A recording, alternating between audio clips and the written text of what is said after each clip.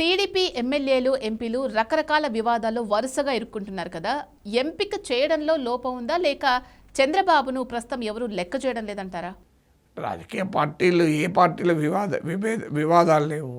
ఒక్క తెలుగుదేశంలోనే ఉన్న నాయకులు వివాదాలు చిక్కుకుంటున్నారు అనుకుంటే పొరపాటు. అన్ని పార్టీల నాయకులు వివాదాల్లో ఉంటారు. రాజకీయాలు అలా తయారయ్యాయి. సో రాజకీయాలు ఏమి చాలా నిర్మలంగా నిష్కల్మషంగా నా రాజకీయాలు లేవు కదా. రాజకీయ పార్టీలన్నీ ఒకే తాను ముక్కలు. సో అదే రాజకీయాలు, అదే రాజకీయ సంస్కృతి. సో అన్ని పార్టీలు నడిపిస్తుంది. తరతమ తేడాలున్నా ఓవరాల్గా పొలిటికల్ కల్చర్లో గుణాత్మకమైన తేడా లేదు పార్టీల మధ్య. క్వాలిటేటివ్ చేంజ్ లేదు.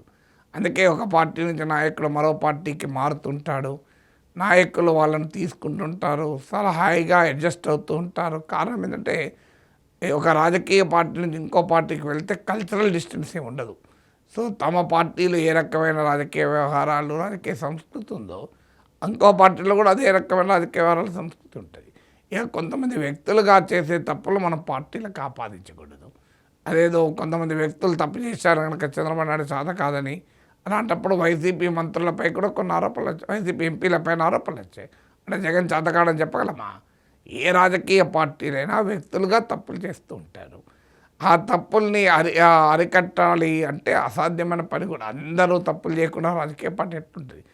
తప్పు చేసినాక ఏ చర్య తీసుకున్నారన్నది ముఖ్యం తప్ప ఒక ఇద్దరు ముగ్గురు నాయకుల వివాదాలు ఉంటే మొత్తం చంద్రబాబు నాయుడు నాయకత్వమే ప్రశ్నార్థకమైన కంక్లూడ్ చేస్తే ఎట్లా?